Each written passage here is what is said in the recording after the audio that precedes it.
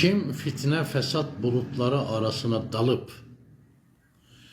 günahı kendisine adet edinirse ahirette yüzü kara olarak dirilecek ve dudaklarını ateş öpecek.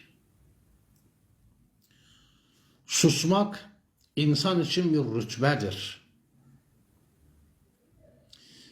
Bir Müslüman gıybet ederse kötü kokan bataklıktır ve pis koku saçan lağım mesabesindedir. Ahirette doğrular mert, eğriler ise namert olarak tanınacaklar.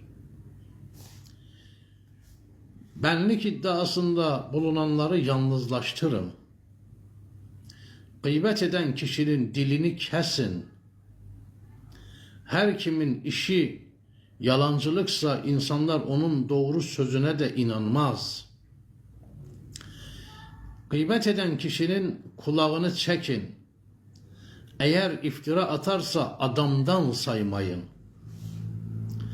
Beşer sözleri içerisinde sözlerin en güzeli Hz. Muhammed'in sallallahu aleyhi ve sellem ve Ehl-i Beyt'in sözleridir. Zira onların kelamı yıkık gönülleri bayındır eder. Zira onların kelamları yıkık gönülleri bayındır eder.